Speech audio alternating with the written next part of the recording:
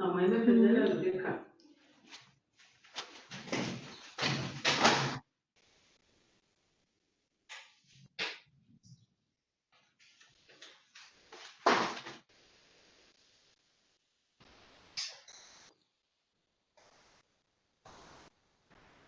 Buenas tardes para todos. Buenas tardes, doctor Gregorio.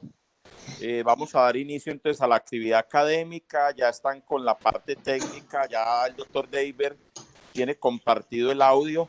Entonces el doctor Gregorio va a dar inicio a la actividad y luego les vamos a compartir el audio de esta misma actividad para el día de hoy. Doctor Gregorio, bienvenido. Buenas noches para todos. Empezando la actividad de los CPC en este nuevo horario, pues de la forma como se van a hacer ahora. Entonces decidimos iniciar con una conferencia que dicté hace unos 15 días en la inauguración del Congreso Nacional de Medicina Interna, y es una aproximación histórica a las epidemias y a las pandemias.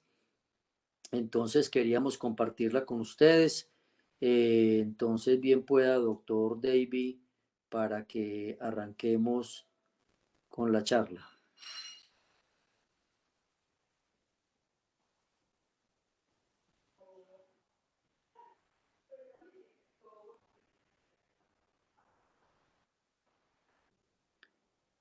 Estamos esperando el video.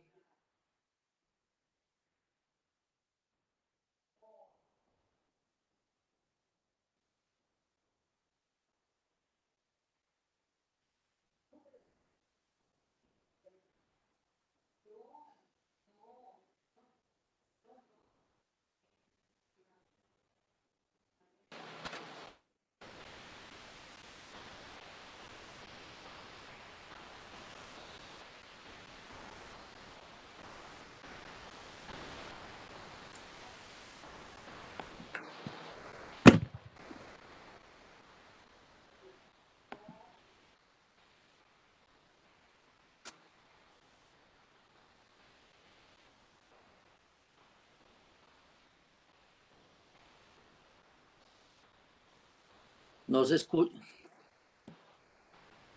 No se escucha.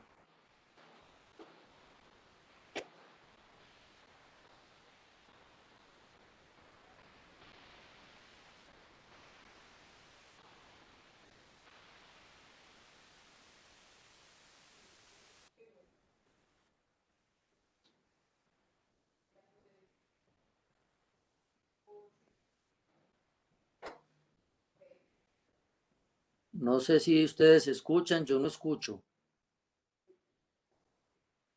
No, señor, no. Ya voy a decirle.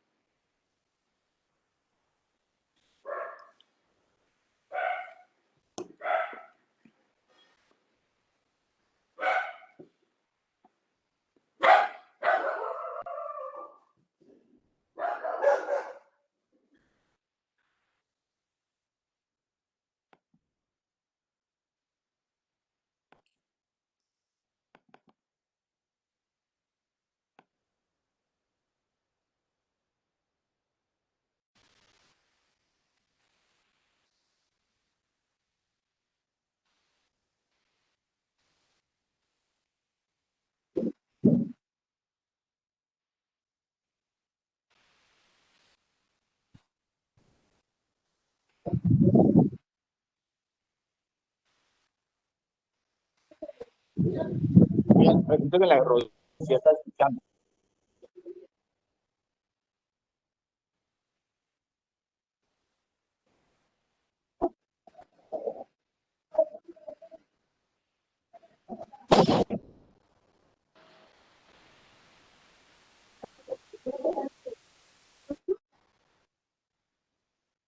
Usted no puede entrar a esta reunión al CPC. No.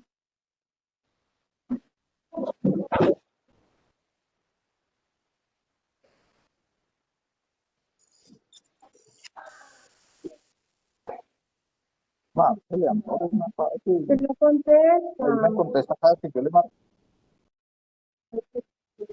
Cuando necesita reír, no me contesta.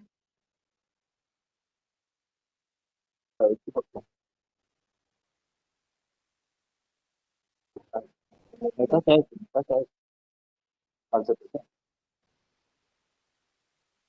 Estaba en cualquiera de los grupos. Pero ¿qué es? Sí, métase, bueno, en cualquiera de los grupos. Estaba el link. ¿Cuál Se ve la diapositiva, pero escucha el audio.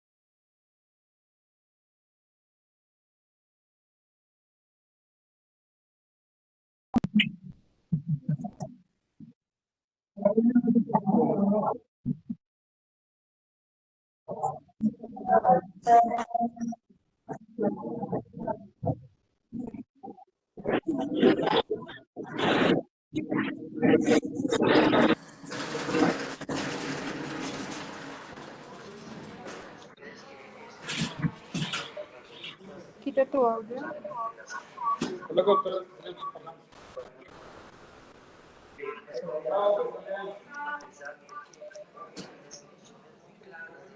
¿Quién nos escucha mal?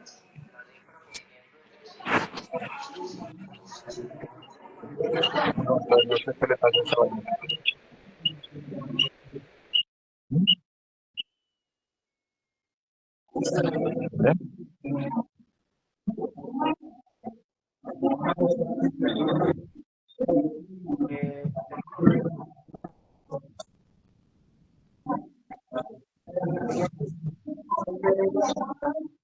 ¿Cómo? Doctor Gregorio Sánchez, no se escucha nada, no se escucha. A todos los integrantes en este momento de la charla están con problemas técnicos allá desde el máster para poner la grabación. Están solucionando los problemas. No tenían como todo como organizado previamente. Doctor Ocampo, yo mandé la charla con la suficiente anticipación para que la revisaran. Y le pregunté a Luisa, y yo no sé quién es Juanita, pero dice que le dijo a Luisa 2 veces que todo estaba muy bien.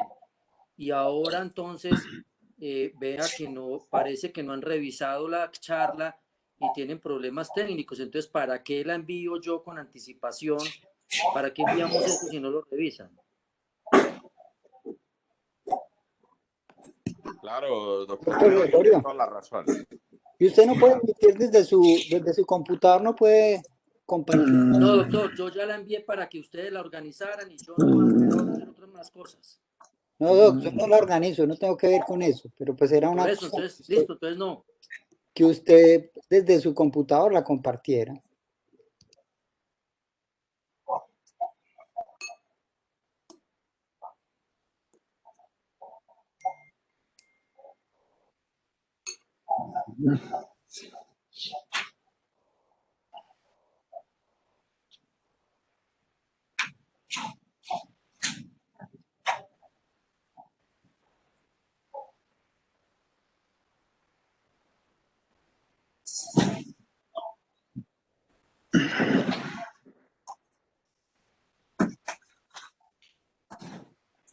Cierra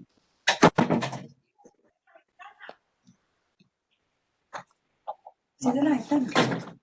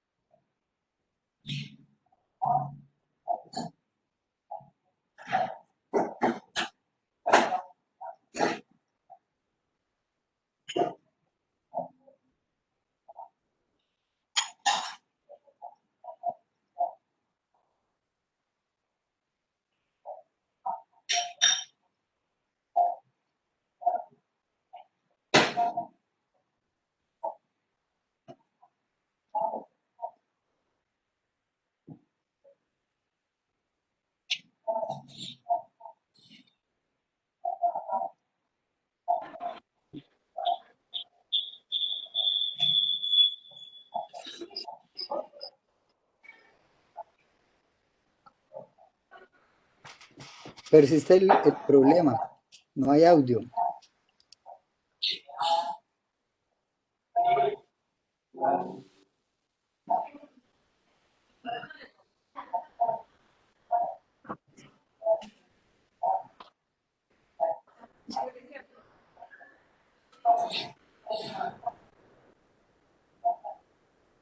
Doctor, lo que pasa es que desde allí mismo, desde los 3 puntos, se puede dar compartir contenido y debe decir compartir contenido y audio al tiempo, porque si no, no se va a escuchar.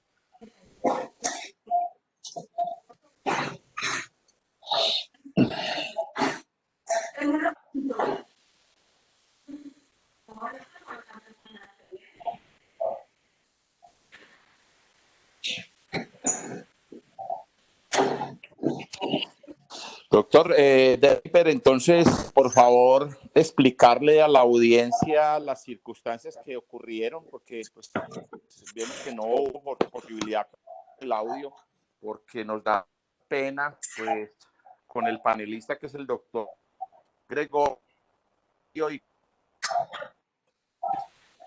llegar la grabación, ojalá que no tenga la misma dificultad de ahora, que no escuchamos en ninguna parte. Entonces, por favor, doctor Deiber. Sí, muy buenas noches.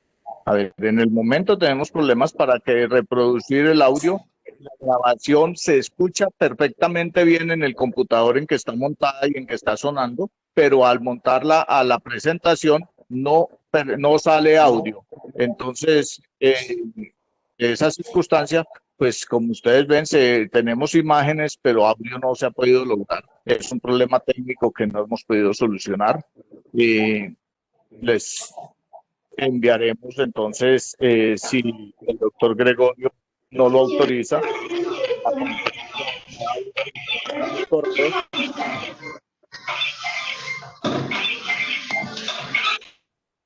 Ella endemia, que son infecciones que aparecen en ciertos sitios geográficos que se espera que aparezcan intermitentemente. ¿Cómo aparecen estas infecciones en las zonas endémicas? Como brotes. Entonces, en una misma zona endémica, un brote de infección de cualquier tipo puede ser un aumento inusitado de los casos en esa región. Y posteriormente, si en esas regiones aparecen brotes inesperados de infecciones que no son propias de la región, o aunque sean propios de la región, aparecen de una forma exagerada. Buenas noches para todos. Por favor, me confirman si están escuchando. Y ya desde otro punto de vista, una infección Sí se escucha, sí se en escucha. algún sitio y luego se disemina rápidamente. Perfecto, muchas gracias. Lo voy a comenzar desde el principio. Afecta a todos los Ya se escucha y continentes. por favor apague. En esta ocasión quiero presentarles a ustedes una aproximación histórica de las epidemias y de las pandemias, tema muy vigente en la actualidad, pues toda esta situación. Y quisiera entonces comentarles, recordarles o mostrarles cómo ha sido el desarrollo de las epidemias y la historia del hombre. Para empezar, quiero puntualizar sobre algunas definiciones. Entre ellas está la definición de endemia, que son infecciones que aparecen en ciertos sitios geográficos y que se espera que aparezcan intermitentemente. ¿Cómo aparecen estas infecciones en las zonas endémicas? Como brotes. Entonces, en una misma zona endémica, un brote de infección de cualquier tipo puede ser un aumento inusitado de los casos en esa región. Y posteriormente, si en esas regiones aparecen brotes inesperados de infecciones que no son propias de la región, o aunque sean propias de la región, aparecen de una forma exagerada o aumentada, se considera epidemia. Y ya desde otro punto de vista, una infección que aparece en algún sitio y luego se disemina rápidamente y afecta a todo el mundo o afecta a todos los continentes, se considera una pandemia. Haciendo estas salvedades con respecto a las definiciones, quiero contarles quiénes son los protagonistas de nuestra noche.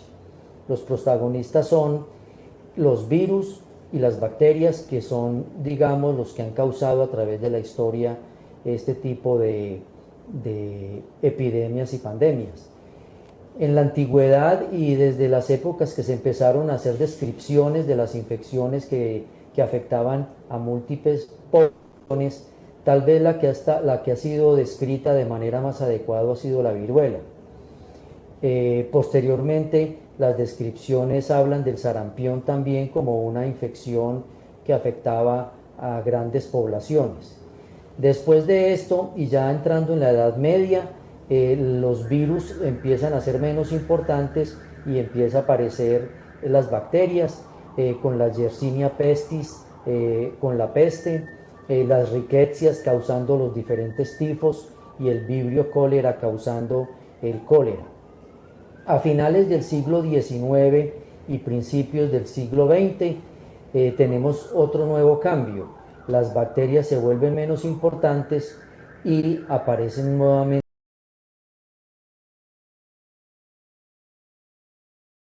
con la influenza, con el SARS-1, con el SARS-2 o COVID a través del siglo XX. Entonces, miren ustedes que estos son los protagonistas y los causantes de las epidemias y las pandemias a través de la historia. Les comento también que a pesar de que hay descripciones muy claras en diferentes épocas, la lepra, por ejemplo, entre el siglo XI y el siglo XIV azotó a Europa, pero eran focos intermitentes y focos muy focalizados y en ningún momento se consideró como un brote endémico. El cólera, que aunque sí es causante de varios brotes pandémicos, acompañó al hombre desde 1817 hasta 1923 con picos interepidémicos muy frecuentes en diferentes sitios del mundo, asociados posiblemente a los grandes viajes en barcos, a las colonizaciones y a las conquistas de los europeos que para esa época estaban en boga, yéndose a diferentes sitios del mundo. Luego ya en el siglo pasado, en el siglo XX, también tuvimos que vivir el advenimiento de la SIDA, que apareció en 1981 sus primeras descripciones. Se encontraron descripciones mucho más claras en 1984 y como algunos recordamos, digamos que el año en que más infectados existieron de SIDA fueron en el 1997 con 3 millones de infectados y muchos muertos para esa época. El tratamiento adecuado y el enfoque adecuado del HIV-Sida posiblemente no dejó que se convirtiera en una gran pandemia, y ustedes saben ahora que es una enfermedad infecciosa controlada y que tiene una sobrevida muy buena. Posteriormente aparecen en el siglo XX las diferentes gripas de la influenza y del H1N1. Dentro de ellas es muy importante recordarles el SARS. El SARS tuvo influjo en la China, en México, en Rusia, con la gripe aviar, que muchos de ustedes recuerdan, la gripe porcina, la gripe aviar y porcina, donde por primera vez los dos virus se juntaron, que fue en México en el 2009, y luego el MERS en el 2012 en el Medio Oriente, que fue muy circunscrito a esa zona y por eso no se considera una pandemia. Por último, en el 2014, ese brote, digamos, miedoso de ébola en el África subsahariana, que también fue circunscrito a ciertos países en el África y que no se consideraron un brote pandémico. Quiero hacerles unas anotaciones antes de empezar a hacer ese viaje a través de la historia de las epidemias y las pandemias y cómo ciertas situaciones relacionadas con el hombre, con la civilización, con sus creencias, marcaron cambios importantes en el desarrollo de las epidemias y de las pandemias. Y una de las cosas importantes es que en la antigüedad, como no se sabía quién causaba las epidemias y las pandemias, el hombre tenía que buscar, digamos, una explicación a lo que pasaba y no encontraba la explicación porque los microorganismos no se conocían y no se veían, y entonces lo enmarcaban todo con las divinidades que tampoco conocían, los múltiples dioses de los orientales, los dioses de los grecorromanos. Digamos que los sacerdotes y las personas que acercaban a la población a Dios veían estas infecciones y estas muertes repentinas como castigo divino y las utilizaban como castigo divino.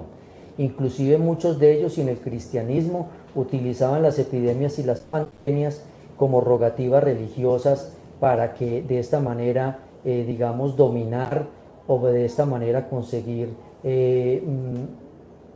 dinero para sus iglesias y de esta misma manera dominar a los creyentes, cosa que han hecho las religiones a través de la historia.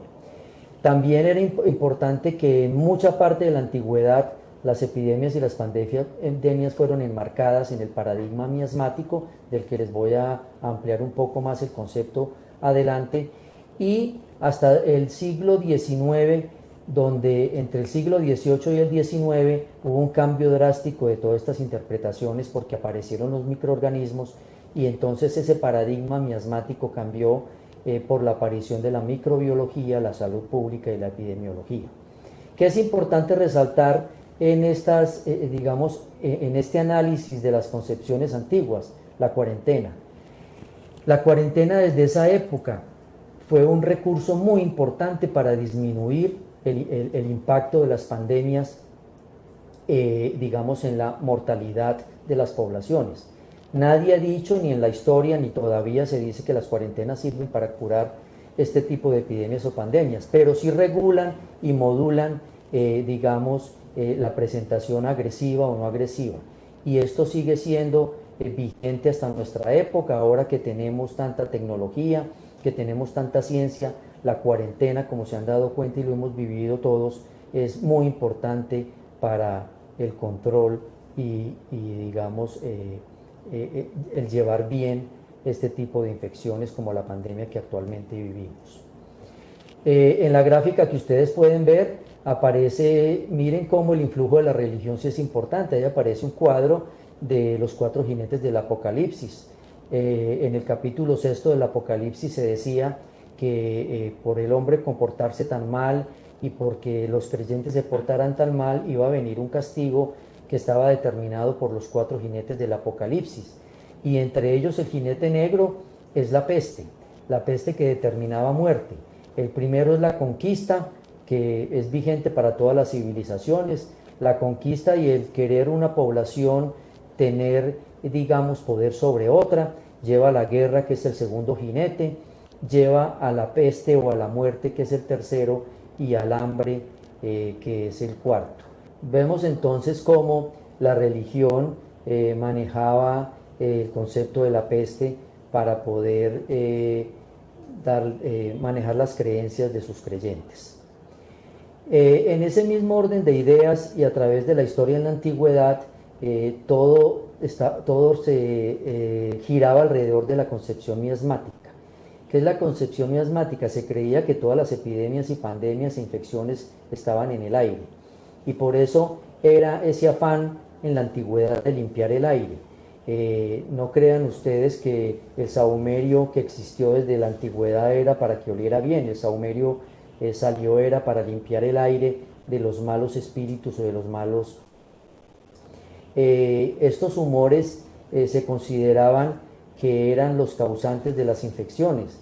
Tan cierto era que en algunos pasajes de la historia, los humores de ciertas personas, de ciertas razas o condiciones sociales, o sea, el pobre que olía mal, las razas que tenían sus olores muy característicos, que son vigentes todavía, decían que esos humores, a conveniencia del que hacía esa sentencia, decían que esos humores eran la causa de infecciones o de pandemias.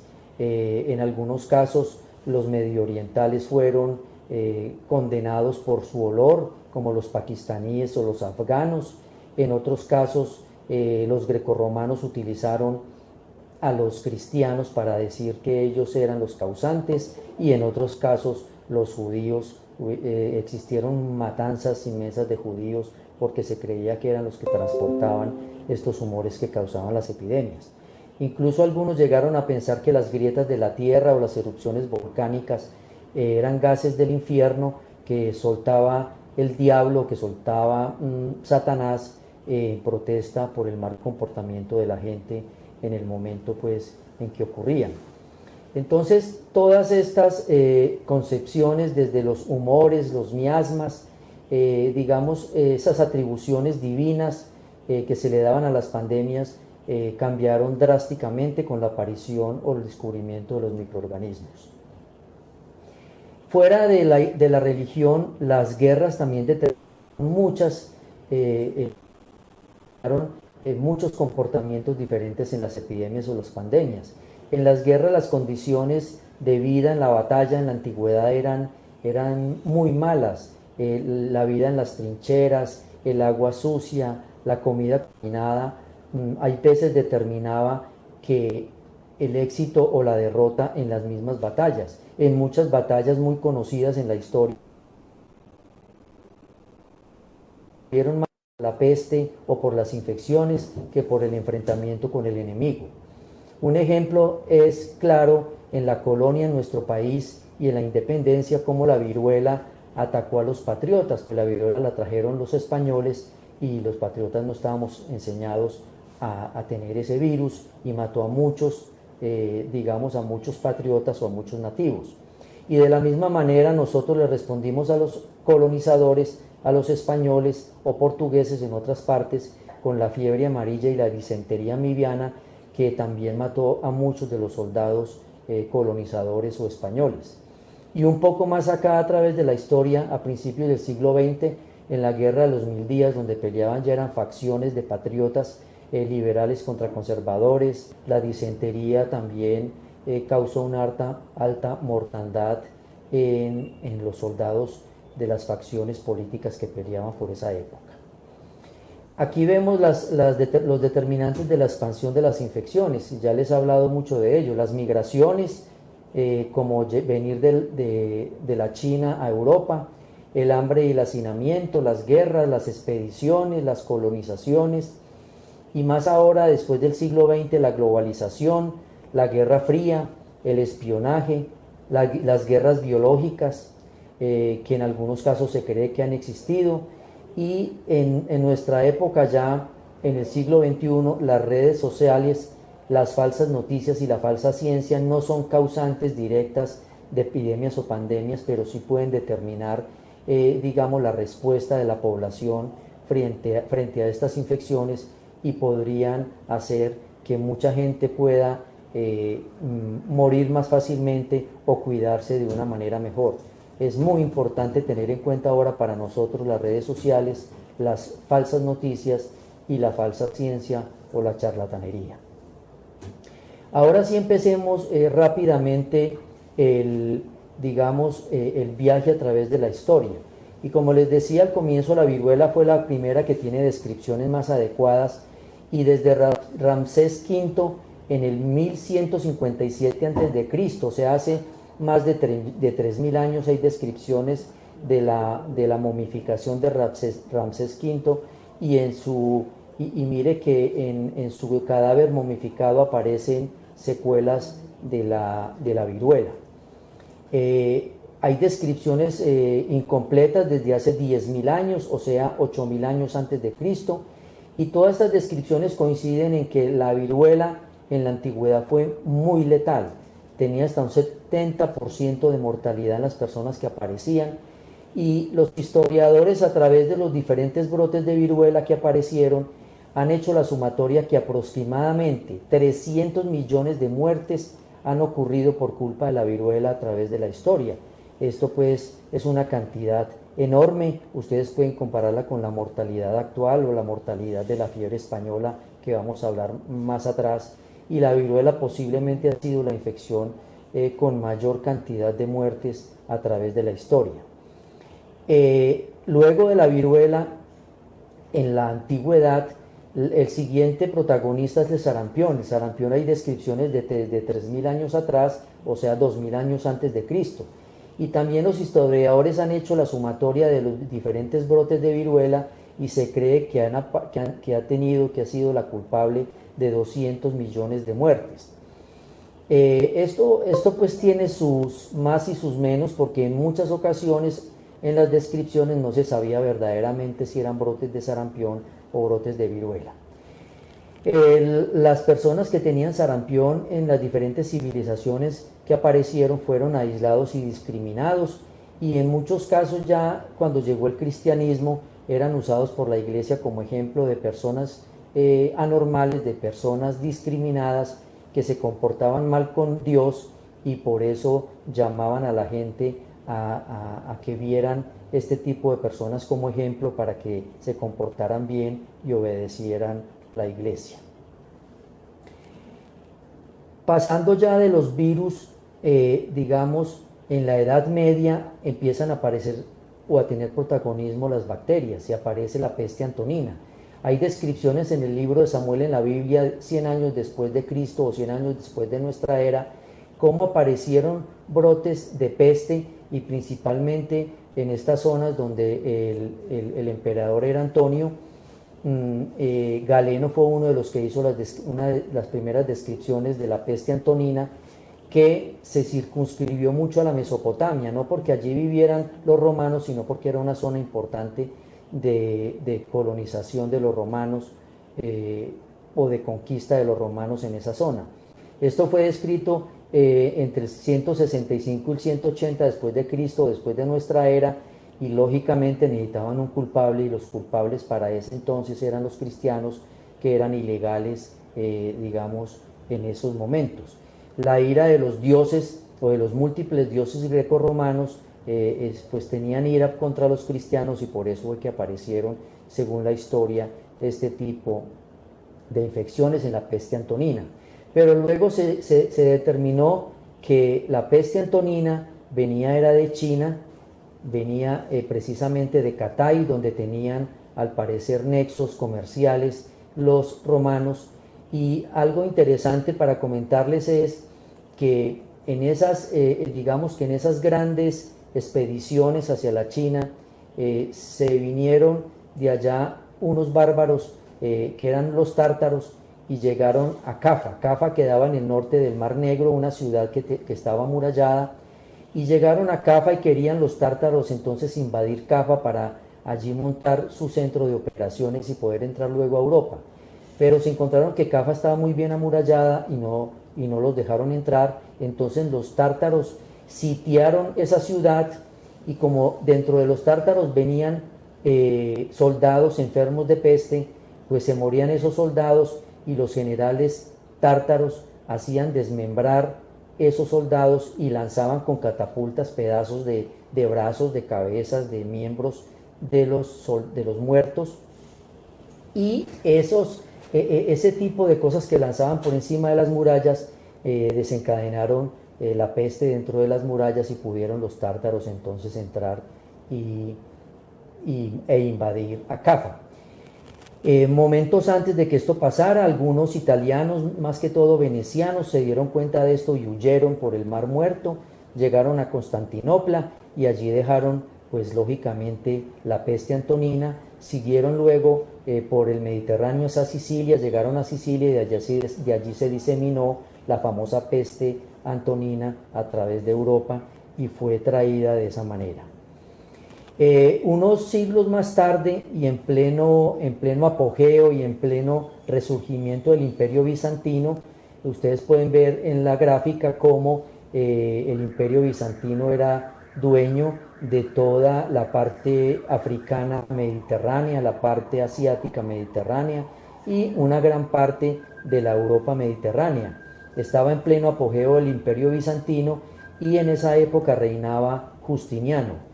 Para esa época, en el 540 de nuestra era o después de Cristo, apareció nuevamente la peste y fue catastrófica.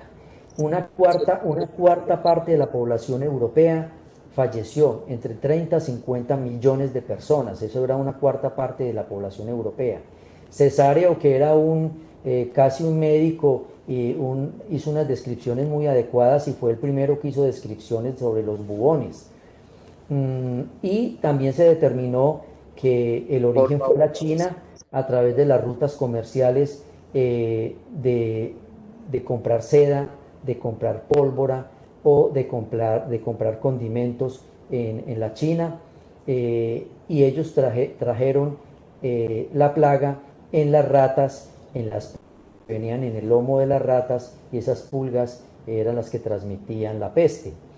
De todas maneras, en esa época no se dieron cuenta que eran la pulga de las ratas y creían que era por moscas que mandaba Dios como una plaga, así como las plagas de Egipto mandaban las moscas Dios, mostrando la ira que tenía contra sus creyentes porque se manejaban mal.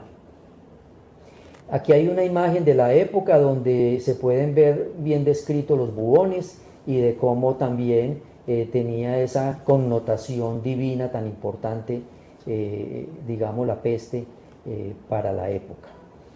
Luego, siglos después, aparece la más famosa, la peste bubónica o la peste negra. Entre 1346 y 1353 aparece en Europa la peste bubónica o la peste negra. Esta fue traída por las rutas que había afianzado ya y que había demarcado muy bien Marco Polo en sus diferentes viajes a la China, y esta peste mató 70 millones de personas. Si eso ahora es catastrófico, ¿cómo sería en esa época del medioevo? Eso era más o menos la Edad Media, donde la población era mucho más pequeña. Estas eran las imágenes, son imágenes de la peste negra, llamada así por esas zonas necróticas y azuladas de las extremidades, como ven en la diapositiva, y de los bubones que aparecían en las ingles, en las axilas y en diferentes partes del cuerpo, y por eso se llamaba peste negra o peste bubónica. En esta ilustración se ven los médicos que atendían al enfermo con peste bubónica. En la ilustración aparecen los bubones negros en la piel del enfermo, y los médicos de la época iban y atendían al paciente con túnicas negras para posiblemente espantar los humores o espantar lo que causaba la peste negra. Y también es llamativo ver cómo los médicos de la época se colocaban esas máscaras con pico de pájaro o también con hocico de perro en otras ilustraciones, que son nuestros tapabocas actuales. Ahí ven ustedes que todo sigue siendo vigente, pues ahora no sería muy elegante salir con un pico de pájaro o un hocico de perro, pero sí tenemos que salir con tapabocas, como todos ustedes saben. Fue tan importante la peste negra o la peste bubónica del medioevo, o sea, del oscurantismo o de la Edad Media, que inclusive Boccaccio, escritor importante italiano, en su gran libro, el libro que más lo marcó, en el Decamerón de Boccaccio, hizo unas descripciones muy interesantes sobre la peste negra. Es más, yo pienso que el Decamerón fue creado y Boccaccio lo realizó por culpa de la peste. Porque ¿qué es el Decamerón? El Decamerón fueron 10 personas, 3 mujeres y 7 hombres, que se aislaron en una villa por allá en la parte media de Italia, y ellos 10 se escondieron y se aislaron de la peste. Y al aislarse de la peste y para poderse entretener, llegaron a un acuerdo de que cada uno iba a decir 10 relatos 10 relatos y ojalá todos picarescos, como ustedes saben que es el de Camerón, y cada uno hacía 10 relatos, o sea, eran 100 relatos los que estaba compuesto el libro el de Camerón. En la gráfica aparece una parte donde dice: pero no ocurría como en Oriente, donde el verter sangre de la nariz era signo de muerte inmediata, sino aquí, al empezar la enfermedad, salíanles a las hembras y a los varones unas hinchazones en las ingles y las axilas que a veces alcanzaban el tamaño de una manzana común. Se las llamaba bubas. Iban surgiendo por todas partes del cuerpo manchas negras o lívidas que surgían en brazos, piernas y demás partes.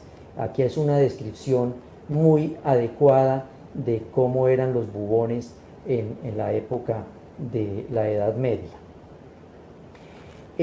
Luego de esta peste tan famosa en la Edad Media, aparecieron intermitentemente a través de la historia las pestes, y las pestes aparecían con menor mortandad, pero en diferentes sitios, tanto así, por ejemplo, que en un edicto muy famoso en la antigüedad, el edicto regio de Italia, aparecía ya el concepto de aislamiento, que significaba huida, y el concepto de cuarentena, que significaba acordonamiento. El aislamiento actual es lo que ahora le promovemos a la gente, de que se separe de los demás, que haya distanciamiento, y la cuarentena, que nos guardemos en nuestras casas o nuestras poblaciones. Sigue siendo vigente. En 1665 Daniel Defoe describió la peste negra en Inglaterra. Ustedes saben que Daniel Defoe es famoso porque fue el autor de las aventuras de Robinson Crusoe. En 1678 hay una descripción muy interesante de un doctor, el doctor Sorbate, que describió la peste y describió cómo su príncipe invitó a la gente y a un montón de personas de Europa a su fiesta de cumpleaños, y Sorbate le dijo que no los invitara, que porque había muchos enfermos. El rey hizo caso omiso de la recomendación del doctor Sorbate, hizo la fiesta real, y luego todos los embajadores y los visitantes se fueron a sus diferentes comarcas y países, y eso diseminó en 1678 una peste que mató a muchas personas. En 1700 Chalán de Binario y Guy Clollac, que fueron dos famosos médicos papales, tal vez fueron los que hicieron la mejor descripción de la evolución de la peste y de su presentación clínica. Llegando ya más a nuestros días, en el siglo XIX, en las guerras napoleónicas, entre 1812 y 1860, que ocurrieron múltiples guerras napoleónicas. En una de ellas, por ejemplo, cuando Napoleón peleaba con Inglaterra, el tifo, que como saben ustedes es transmitido por la Rickettsia tifi, por las pulgas, o por la Rickettsia prowazekii, por los piojos. El tifo fue el determinante de la derrota de Napoleón. Mejor dicho, Napoleón ni necesitó pelear con los ingleses para que los ingleses ganaran, porque la mayoría de sus soldados murieron en las trincheras y en la guerra por el tifo. Entonces aquí ven ustedes cómo en algunos casos estas epidemias determinaban el éxito o el fracaso en las guerras. En esta gráfica, esos soldados napoleónicos que se veían ahí no era que estaban peleando, era contando los muertos que habían en la batalla o en sus campamentos causados por el tifo. Ya llegando al siglo XX, en los albores del siglo XX, aparece la famosa fiebre española. La fiebre española es la primera, es la pandemia más importante de la época contemporánea o del modernismo. Miren cómo las bacterias que azotaron a la civilización o azotaron a los seres humanos entre el siglo X y el siglo XIX ya dejaron de ser protagonistas y vuelven a ser protagonistas los virus. Y aquí aparece la influenza, que la influenza fue la causante de la fiebre española. ¿Qué características tenía esta fiebre española? Que creo yo que el COVID-19 es la pandemia del siglo XXI, y la única pandemia verdadera del siglo XX fue la fiebre española o la gripe española.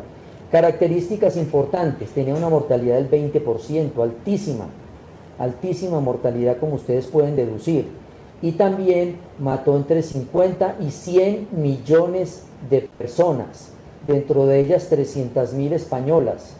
Y lo importante era que atacaba, a diferencia del COVID-19 en la actualidad, atacaba era jóvenes entre 20 y 40 años, o sea, las personas que estaban en la época productiva, a diferencia del COVID que ataca principalmente son a los mayores de 60 años. La gripe española entonces tuvo su pico principal entre 1918 y 1919. La Primera Guerra Mundial, que estaba terminando en 1918, determinó 40 millones de muertos, más 60 millones de muertos que determinó la gripe española. Eso fue una mortandad grandísima para Europa y casi que acabó con un tercio de la población, y lo más grave que fue la población de jóvenes o de personas productivas. Los jóvenes que no se murieron en la Primera Guerra Mundial llegaron a sus países y se murieron fue por la gripe española. Esto fue una cosa catastrófica para esa época. Recuerden que la gripe española fue de Estados Unidos, allá llegó de Canadá y posiblemente de Asia, pero de Estados Unidos en los ires y venires de la Primera Guerra Mundial llegó a España y fue reportada en España y por eso se llama la gripe española. Ahí empezó a ser importante desde esa época, digamos, la salud pública. ¿Qué quiero recalcar con esta gráfica? Que hasta principios del siglo XX la medicina era comandada por la iglesia. La mayoría de los hospitales tienen nombres de santos y la mayoría de los hospitales, digamos que las enfermeras eran monjas. Y el financiamiento de la medicina provenía de la caridad pública. Y en algunos casos, en las epidemias o las pandemias, el gobierno daba partidas presupuestales extraordinarias, o sea que no estaba dentro del presupuesto gubernamental. Desde esa época se empezó a ver la importancia de que la medicina o la salud pública tuviera un papel importante en los presupuestos estatales. Fue tan letal la gripa española que en la imagen, en la ilustración que están viendo, todo eso son muertos de la gripa española más que de la Primera Guerra Mundial.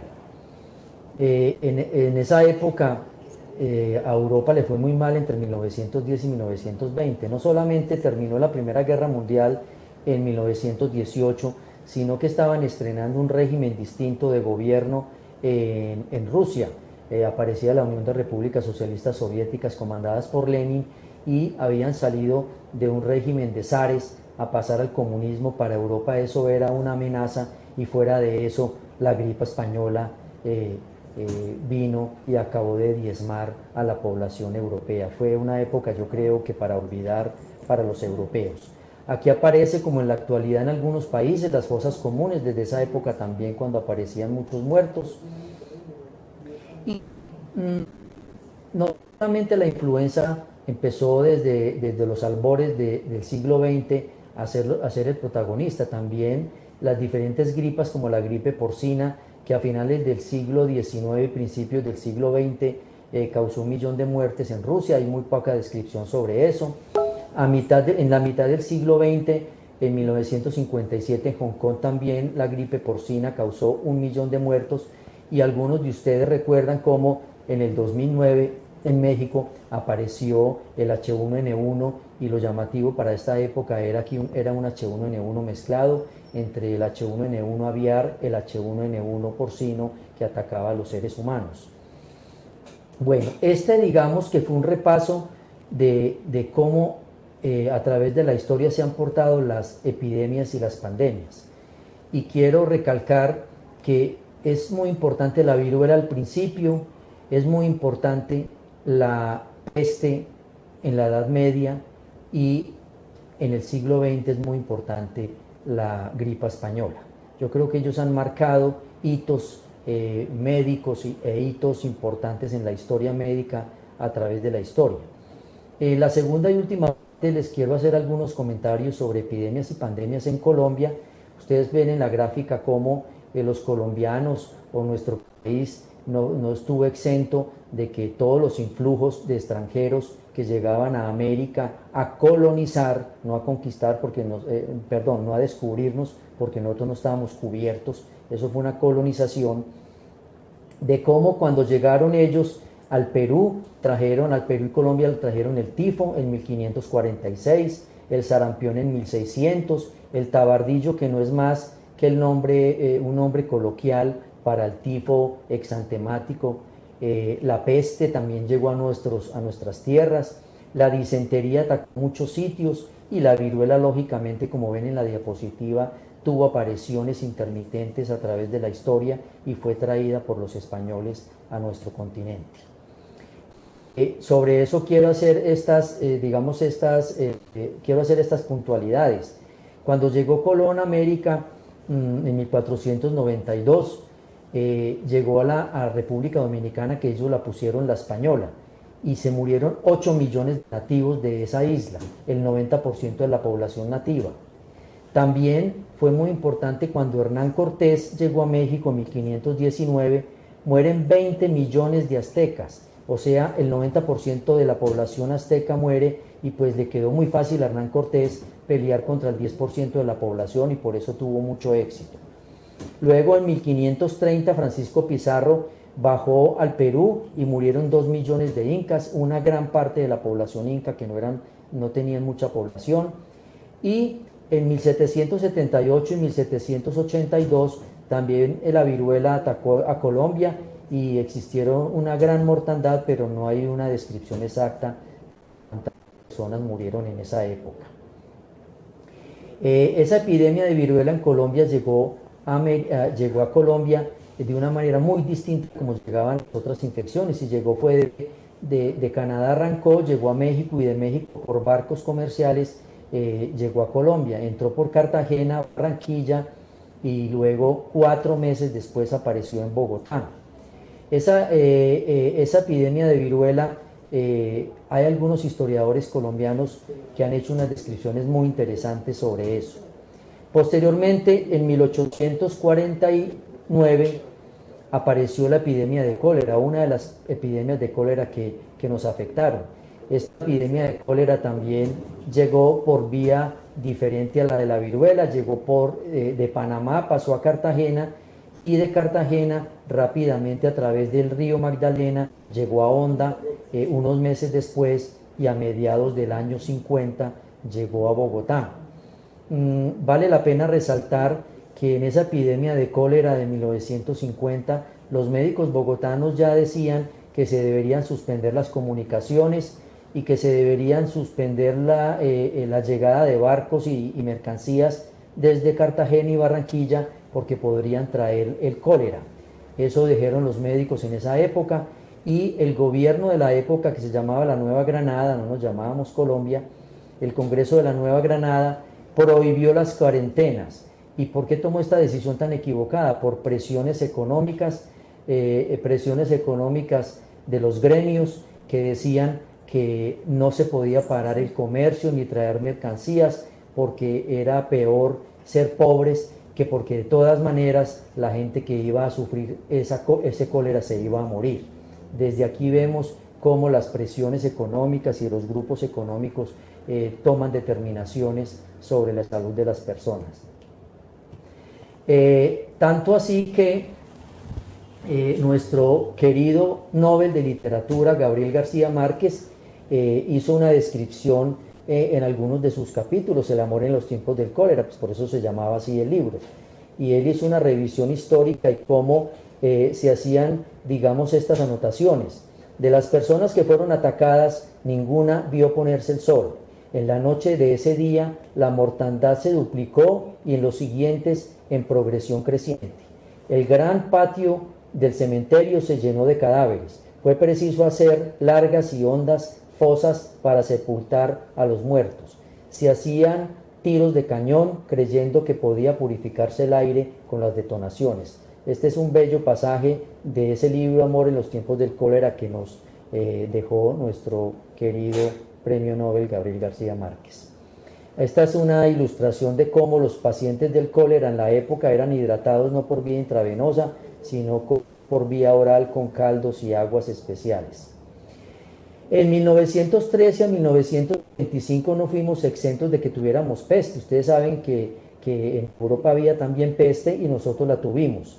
Y este es otro pasaje vergonzoso de la historia, como digamos en el norte de Colombia la peste atacó mucha gente y se murieron muchas personas y no pudieron hacer cuarentenas ni aislamientos porque todos los trabajadores de las bananeras, entre otras cosas del Urabá antioqueño y del Urabá costeño, esas personas se murieron porque los dueños de las bananeras, que eran norteamericanos, la United Fruit Company, dijo que no dejaran de trabajar y que si se morían, se morían, y escondieron, digamos, toda esa gran mortandad, y esto hizo que las influencias económicas y políticas de los Estados Unidos empezaran a hacer estragos en nuestro país. Quiero mostrarles cómo por esa época, en el siglo XIX, se hacían estas descripciones, digamos, en libros oficiales del gobierno, y los quiero invitar a que reflexionen lo que estamos viviendo en la actualidad, a ver si algo se les parece.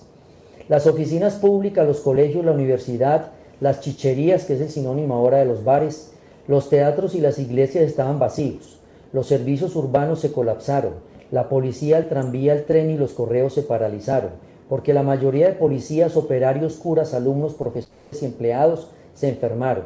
Se suspendieron todos los espectáculos públicos y las calles de la ciudad, especialmente en la noche, estaban casi desiertas. Los invito a que recuerden lo que estamos viviendo. Ya recapitulando, les voy a hacer algunas anotaciones. Los seres humanos antes del siglo XX, que vivían entre 40 y 60 años, que esa era la sobrevida de esa época, podrían vivir o sobrevivir a 4 o 6 epidemias o pandemias en su vida. Nosotros actualmente vivimos o estamos viviendo una sola pandemia en el siglo XX, que fue la fiebre española, que ninguno de los presentes la vivió, y creemos que hemos vivido algunas epidemias y posiblemente una pandemia en la actualidad, que es la del COVID-19. ¿Quién disminuyó todas esas epidemias y pandemias? La importancia de la aparición de la salud pública, la microbiología y la epidemiología. Las epidemias y las pandemias han diezmado la humanidad a través de la historia. Algunas personas muy atrevidas, creería yo, dicen que eso es la autorregulación de la especie, que deben existir epidemias y pandemias para disminuir la población y así autorregularnos. Inclusive en ese cómic que ustedes ven en la diapositiva, algún personaje dijo en esa época, eso fue hace muchos años, a principios del siglo XX, que posiblemente en el futuro, o sea, para esta época, la gente iba a vivir, iba a andar en esos carritos individuales para no contagiarse de los otros. Eso no está tan lejos de lo que estamos viviendo. Las mismas epidemias y las pandemias han contribuido a estimular la economía. Cada vez que hay una depresión económica secundaria a una epidemia o pandemia, resurge la economía. Ha cambiado la visión del mundo en cada época, han cambiado las épocas de la historia. Por ejemplo, en la Edad Media, cuando apareció la peste y estaba el oscurantismo religioso, se acabó la peste y empezó a surgir el Renacimiento, y no solamente el Renacimiento en las artes, en las letras, sino el Renacimiento económico y el Renacimiento en la ciencia. A principios del siglo XX, también todas estas infecciones y las guerras determinaron el inicio del modernismo. Todo esto dio pie, afortunadamente, al nacimiento de la salud pública, la microbiología y la epidemiología, tan importantes para nosotros en este momento y que nos han ayudado tanto a controlar y a poder sobrellevar la epidemia del COVID-19. La lucha de imaginarios. Los invito a que piensen en la ciencia y la creencia. Los médicos nos basamos en la ciencia. Algunos creyentes y algunas personas que se desesperan y que tienen muchos temores y que no saben cómo, a quién, digamos, atribuir esos temores, han creado falsas ciencias y aparecen los charlatanes. En cada época de la civilización han aparecido los charlatanes. Ahora tenemos muchos por ahí vendiendo medicamentos inadecuados y mezclas inadecuadas para curar el COVID, que no tiene cura. Eso ha existido siempre. Las conductas sociales de ciertos países cambian la forma de enfrentarse a las pandemias o las epidemias. Lógicamente la religión ha cambiado y ha utilizado las epidemias y las pandemias para su beneficio y para poder dominar a sus creyentes. La política Podríamos hablar en otra charla completa del influjo de la política en las epidemias y las pandemias, y el ejemplo más cercano es algunos países que han tenido políticas equivocadas y atrevidas y no han tenido un buen desenlace del COVID-19 en sus pobladores. Y lo mismo la economía, siempre existe esa puja entre salvar la salud de las personas o salvar la economía, y yo pienso que debe haber un equilibrio entre las dos cosas.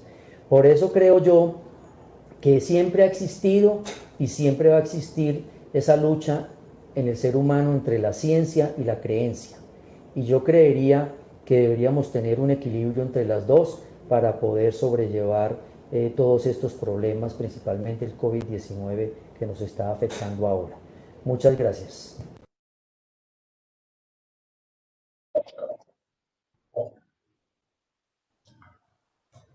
Bueno, muchas gracias a todos los asistentes a la actividad académica. Nuevamente presentarles las disculpas por las dificultades técnicas que tuvimos y dar las gracias al doctor Gregorio por la participación. En otra oportunidad, entonces, estaremos compartiendo nuevamente. Muchas gracias.